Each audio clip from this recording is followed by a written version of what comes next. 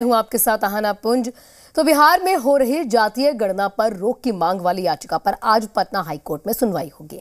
इससे आपको बता दें कि पहले इस मामले में सुप्रीम कोर्ट में सुनवाई हुई भी थी, जिसके बाद सुप्रीम कोर्ट ने पटना हाईकोर्ट को 3 दिन के अंदर ही या 3 दिन में अंतिम आदेश को देने को कहा था। आपको ये भी जानकारी दे दें कि सुप्रीम कोर्ट ने याचिकाकर्ता को पटना हाईकोर्ट में जाने के लिए कहा।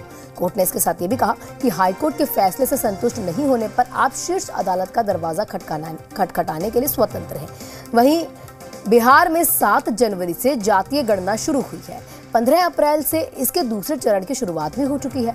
इसके खिलाफ 21 अप्रैल को सुप्रीम कोर्ट में याचिका दायर करके तत्काल सुनवाई की मांग भी की गई थी। याचिका में यह भी कहा गया था कि गणना कराना केंद्र सरकार का अधिकार क्षेत्र है, वहीं इसीलिए बिहार सरकार का यह फैसला असंवैधानिक है।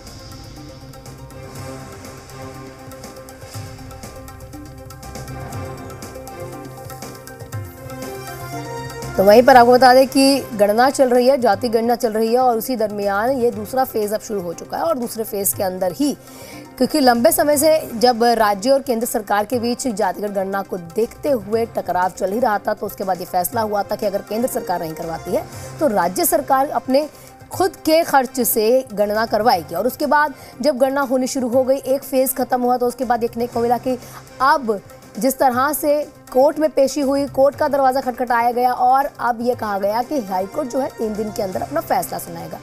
वही हमारे ब्यूरो चीफ रजनीश हमारे साथ जुड़ चुके हैं। रजनीश, जानना ये चाहेंगे क्या कुछ हो सकता है? देखिए, क्या इसमें फैसला सरकार के खिलाफ होने के आसार हो सकते हैं? देखिए, जातिगत जनगणना बिहार में कराई जा रही है और इसको लेकर मामला जो है वो सुप्रीम कोर्ट में पहुंचा था और सुप्रीम कोर्ट की ओर से इसे हाई कोर्ट भेजा गया और कहा गया कि ये हाई कोर्ट ही मामला को देखेगी। Youth of equality versus Bihar सरकार के बीच जो ये मामला है उस पर आज सुनवाई है। और इससे पहले जो दूसरे चरण की शुरुआत हुई थी 15 अप्रैल से बिहार में जातिगत जनगणना का, इसको लेकर कई याचिका जो है पटना हाई कोर्ट में भी डाली गई थी और अप्रैल के महीने में 6 जो याचिका है उस पर समेकित रूप से सुनवाई करते हुए और 4 मई को डेट जो है वो मुकर्रर किया गया है। और दूसरी ओर ये आरोप लगाए गए थे कि जो जनगणना का मसला है वो राज्य सरकार का नहीं है, पहला बात। दूसरी बात ये थी कि 500 करोड़ रुपए इसके लिए आकस्मिक निधि से जो फंड से पैसे की जो निकासी की जा रही है वो गलत है। तो लिहाजा इसके ओर से जब कोर्ट में बात हुई थी तो राज्य सरकार की ओर से जो सामान्य प्रशासन विभाग ने अधिसूचना जारी की थी जो मार्च के महीने में, तो इसको लेकर सरकार की ओर से ये कहा गया कि इसमें कहीं कोई गलत नहीं है, सब कुछ नियम संगत जो है वो की जा रही है। तो इस मसले पर आज जो है सुनवाई है, जो सुप्रीम कोर्ट से पटना हाई कोर्ट को जो मामला सौंपा गया था इसको लेकर, और 3-4 महत्वपूर्ण बिंदु है जिस पर सवाल उठाए गए हैं।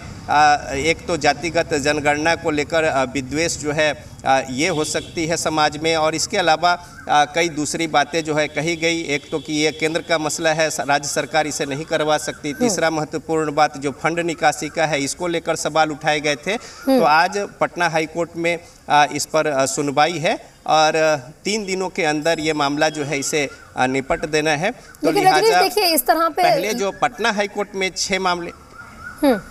जी रजनीश, देखिए दक्षिण भारत में भी देखा गया था कि जब केंद्र की तरफ से सहयोग नहीं किया गया था गणना को लेकर, तो दक्षिण भारत के कुछ राज्यों ने अपने खर्च से इस तरह की गणना करवाई थी। तब तो इस तरह का कोई मामला नहीं आया कि हाँ भाई कोर्ट में जाकर आवेदन देना चाहिए या गणना को रोके जाना चाहिए। देखिए, जब से ये पूरा मसला शुरू हुआ था और जब एनडीए की सरकार थी उस समय भी बीजेपी और जेडीयू जब सरकार में शामिल थी, उस समय जेडीयू जो है लगातार इस सवाल को उठा रही थी कि जातिगत जनगणना केंद्र सरकार करवाए, जबकि विपक्ष बिहार में जो विपक्ष और केंद्र में जो बीजेपी की सरकार है उनके ओर से लगातार इस बात को अलग तरीके से कहा जाता रहा और एक तरीके से इस पर असहमति नहीं थी।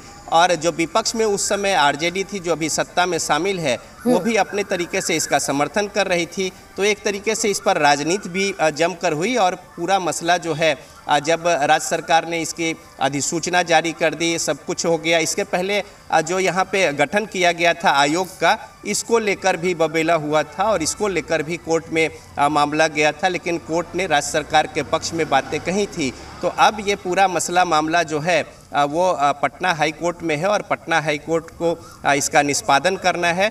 तो पक्ष और सरकार की जो याचिका करता है और सरकार के बीच जो मसला है, इस पर दोनों ओर से कोर्ट जो है वो बातों को सुनेगी, उसके बाद फिर अपना वो निर्णय देगी।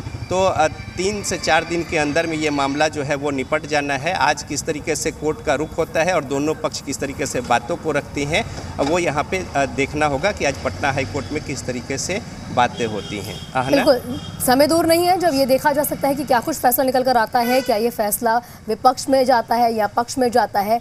बहुत बहुत शुक्रिया रजनीश आपका हमारे साथ जुड़ने के लिए, तमाम अपडेट्स साझा करने के लिए।